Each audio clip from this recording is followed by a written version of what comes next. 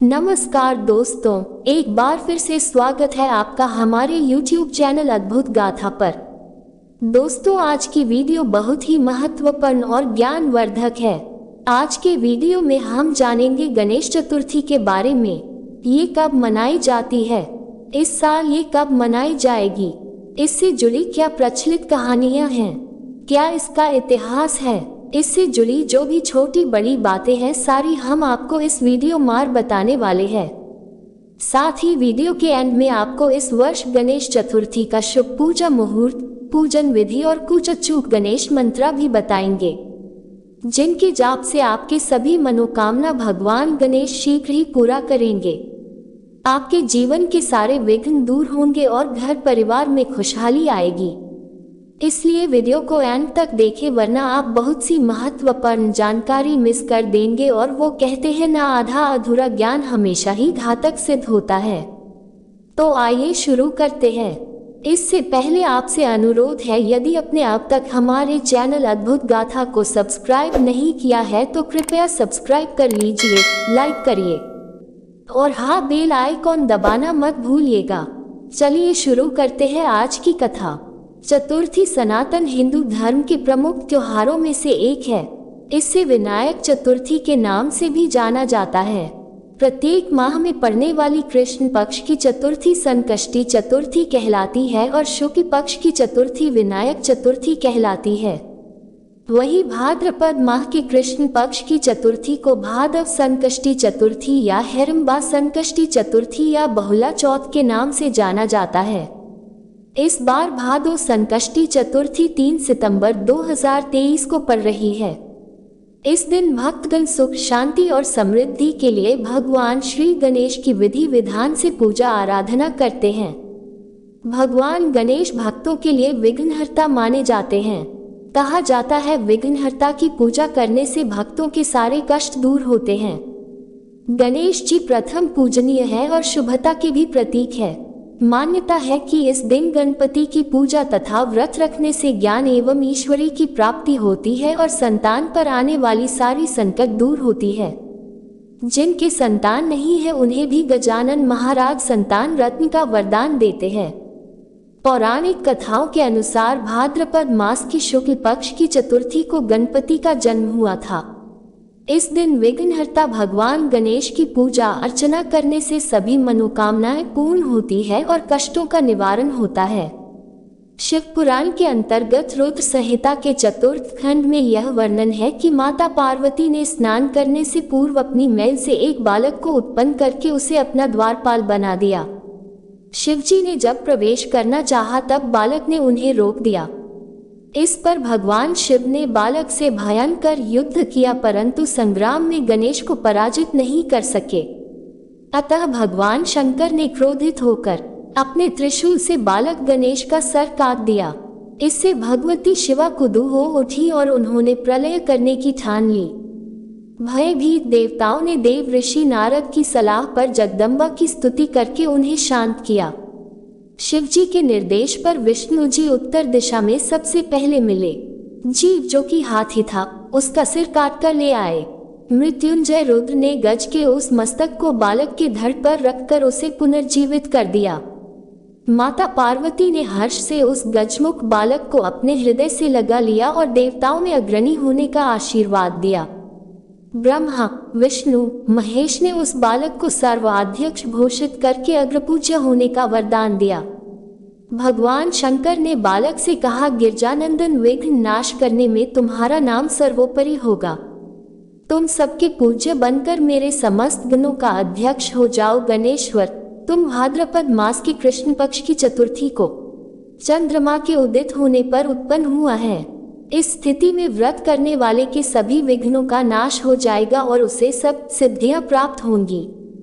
कृष्ण पक्ष की चतुर्थी को रात्रि में चंद्रोदय के समय गणेश तुम्हारी पूजा करने के पश्चात व्रती चंद्रमा को अर्घ्य देकर ब्राह्मण को मिष्ठान खिलाए, तत्पश्चात स्वयं भी मीठा भोजन करें। ऐसा करने से जातक की सभी मनोकामना पूर्ण होगी।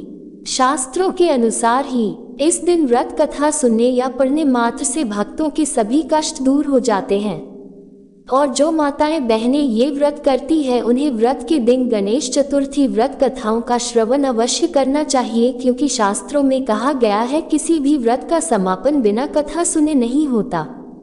तो इसलिए आइए आज इस वीडियो के माध्यम से गणेश चतुर्थी की 4 अलग अलग कथाएं सुनते हैं। पहली कथा है, एक बार देवता कई विपदाओं से घिरे थे, तब वह मदद मांगने भगवान शिव के पास आए। उस समय शिव के साथ कार्तिकेय और गणेश जी भी बैठे थे। देवताओं की बात सुनकर शिव जी ने कार्तिकेय व गणेश जी से पूछा कि तुम दोनों में से कौन देवताओं के कष्टों का निवारण कर सकता है। तब कार्तिकेय व गणेश जी दोनों ने ही स्वयं को इस कार्य के लिए सक्षम बताया। इस पर भगवान शिव ने दोनों की परीक्षा लेते हुए कहा कि तुम दोनों में से जो सबसे पहले पृथ्वी की परिक्रमा करके आएगा वही देवताओं की मदद करेगा। भगवान शिव के मुख से यह वचन सुनते ही कार्तिकेय अपने वाहन मोर पर बैठकर पृथ्वी की परिक्रमा के लिए निकल गए, परंतु गणेश जी सोच में पड़ गए कि वह चूहे के ऊपर बैठकर सारी पृथ्वी की परिक्रमा करेंगे तो इस कार्य में उन्हें बहुत समय लग जाएगा। तभी उन्हें एक उपाय सूझा। गणेश अपने स्थान से उठे और अपने माता पिता की 7 बार परिक्रमा करके वापस बैठ गए। परिक्रमा करके लौटने पर कार्तिकेय स्वयं को विजेता बताने लगे। तब शिव जी ने श्री गणेश से पृथ्वी की परिक्रमा न करने का कारण पूछा। तब गणेश ने कहा, माता पिता के चरणों में ही समस्त लोक हैं। ये सुनकर भगवान शिव ने गणेश जी को देवताओं के संकट दूर करने की आज्ञा दी। इस प्रकार भगवान शिव ने गणेश जी को आशीर्वाद दिया कि चतुर्थी के दिन जो तुम्हारा पूजन करेगा और रात्रि में चंद्रमा को अर्घ्य देगा उसके तीनों ताप यानी दैहिक, दैविक और भौतिक ताप दूर होंगे। इस व्रत को करने से व्रतधारी के सभी तरह के दुख दूर होंगे और उसे जीवन के भौतिक सुखों की प्राप्ति होगी। चारों तरफ से मनुष्य की सुख समृद्धि बढ़ेगी और पुत्र पौत्रादि धन ऐश्वर्य की कमी नहीं रहेगी। आइए अब दूसरी कथा सुनते हैं। एक समय की बात है कि भगवान विष्णु का विवाह लक्ष्मी जी के साथ निश्चित हुआ। विवाह की तैयारी होने लगी। सभी देवताओं को निमंत्रण भेजे गए, परंतु गणेश जी को निमंत्रण नहीं दिया। कारण जो भी रहा हो, अब भगवान विष्णु की बारात जाने का समय आ गया। सभी देवता अपनी पत्नी के साथ विवाह समारोह में आए।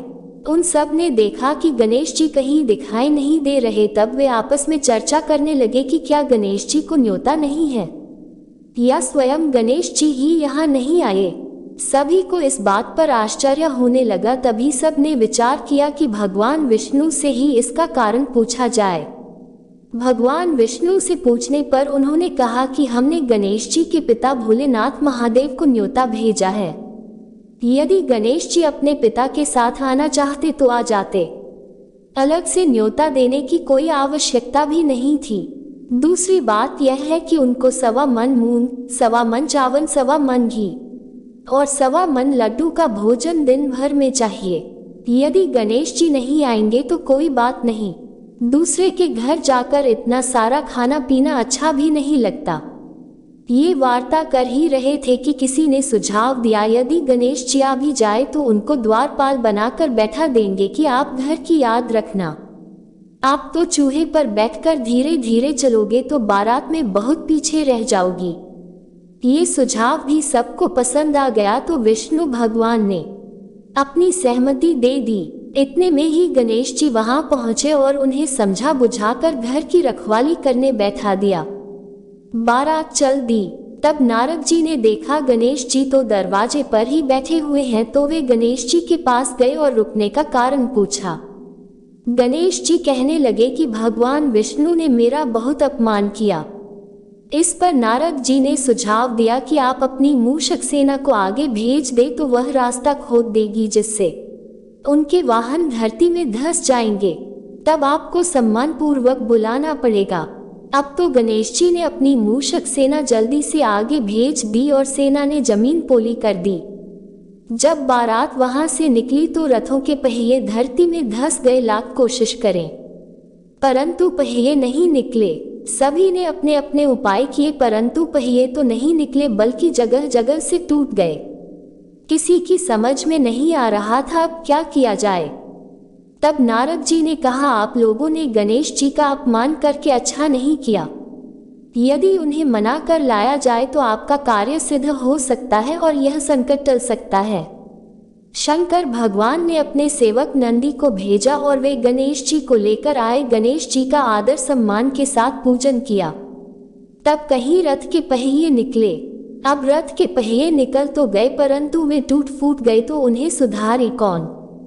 पास के खेत में हाथी काम कर रहा था, उसे बुलाया गया। हाथी अपना कार्य करने के पहले श्री गणेशाय नमः कहकर गणेश जी की वंदना मन ही मन करने लगा। देखते ही देखते हाथी ने सभी पहियों को ठीक कर दिया। तब हाथी कहने लगा कि है देवताओं, आपने सर्वप्रथम गणेश जी को नहीं मनाया होगा और न ही उनकी पूजन की होगी, इसलिए तो आपके साथ यह संकट आया है। हम तो मूर्ख अज्ञानी हैं, फिर भी पहले गणेश को पूजते हैं, उनका ध्यान करते हैं। आप लोग तो देवतागण हैं, फिर भी आप गणेश जी को कैसे भूल गए। अब आप लोग भगवान श्री गणेश जी की जय बोलकर जाए तो आपके सब काम बन जाएंगे और कोई भी संकट नहीं आएगा। ऐसा कहते हुए बारात वहां से चल दी और विष्णु भगवान का लक्ष्मी जी के साथ विवाह संपन्न करा के सभी सकुशल लौट आए। हे गणेश महाराज, आपने जैसे विष्णु जी का कार्य सिद्ध किया वैसे ही सबका करना। बोलो गजानन भगवान ने की जय। आइए अब आपको सुनाते हैं तीसरी कथा। एक समय की बात है, राजा हरिश्चंद्र के राज्य में एक कुम्हार था। वह मिट्टी के बर्तन बनाता, लेकिन वे सभी कच्चे रह जाते थे। एक पुजारी की सलाह पर उसने इस समस्या को दूर करने के लिए एक छोटे बालक को मिट्टी के बर्तनों के साथ आव में डाल दिया। उस दिन संकष्टी चतुर्थी का दिन था। उस बच्चे की माँ अपने बेटे के लिए परेशान थी। उसने गणेश जी से बेटे की कुशलता की प्रार्थना की। दूसरे दिन जब कुम्हार ने सुबह उठकर देखा तो बर्तन तो पक गए थे, लेकिन बच्चे का बाल भी बांका नहीं हुआ था। वो डर गया और राजा के दरबार में जाकर सारी घटना बताई। इसके बाद राजा ने उस बच्चे और उसकी माँ को बुलाया तो माँ ने सभी तरह के विघ्नों को दूर करने वाली संकष्टी चतुर्थी का वर्णन किया। इस घटना के बाद से महिलाएं संतान और परिवार के सौभाग्य के लिए संकट चौथ का व्रत करने लगी। आइए अब चौथी कथा सुनते हैं। एक बार भगवान शिव और माता पार्वती नर्मदा नदी के किनारे बैठे थे।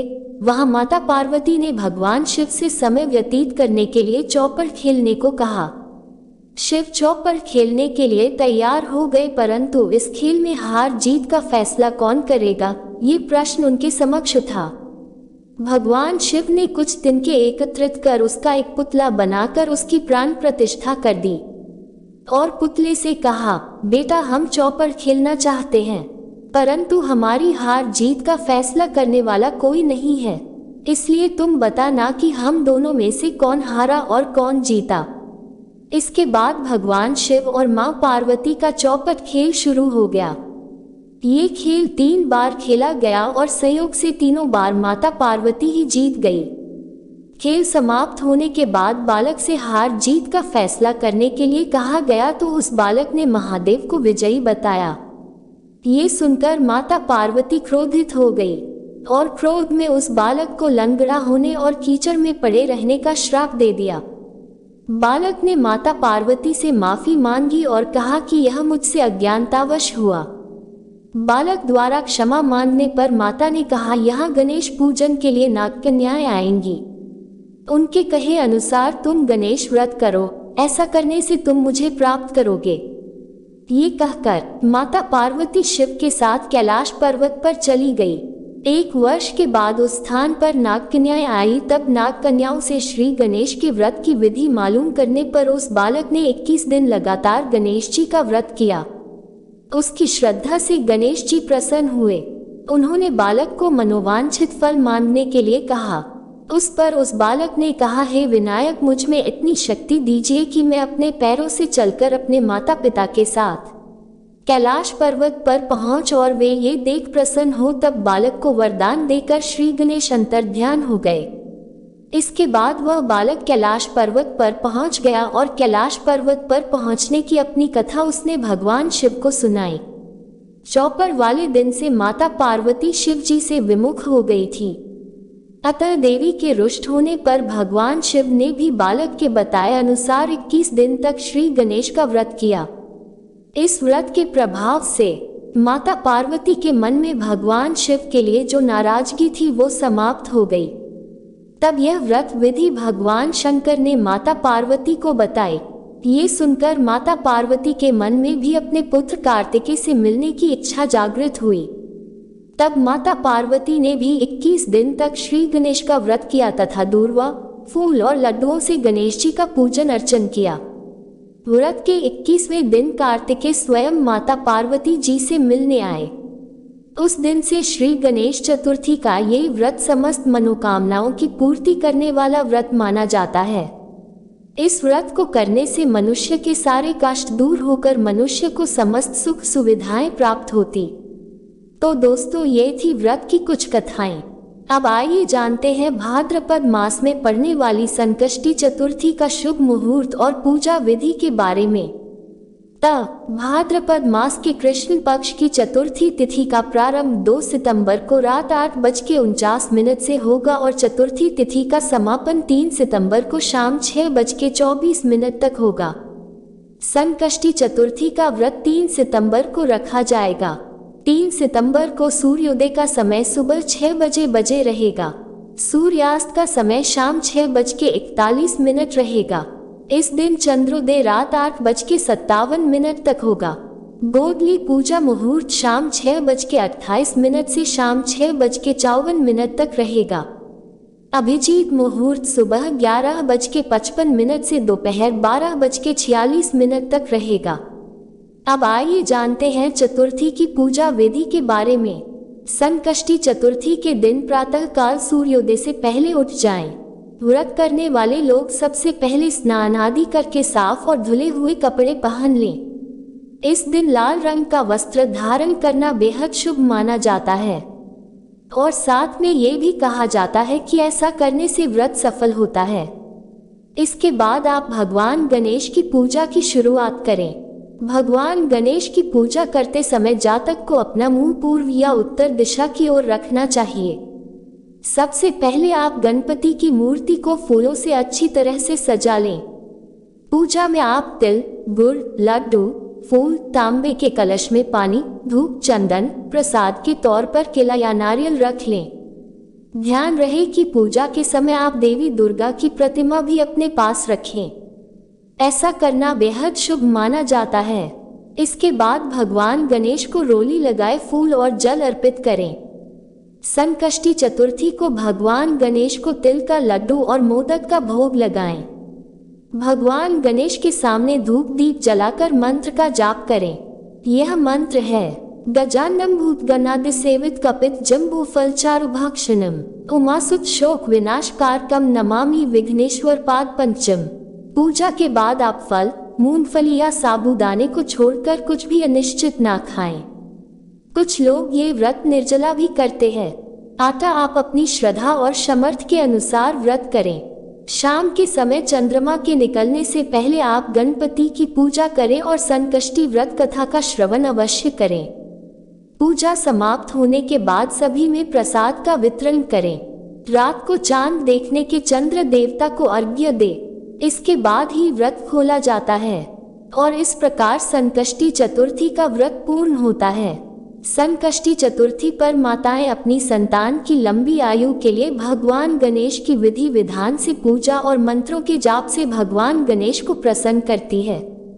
गणपति बप्पा जब प्रसन्न होते हैं तो फिर कोई भी इच्छा अपूर्ण नहीं रहती है। गणपति महाराज तो स्वयं मंगल मूर्ति और सभी मनोकामना पूर्ण करने वाले हैं।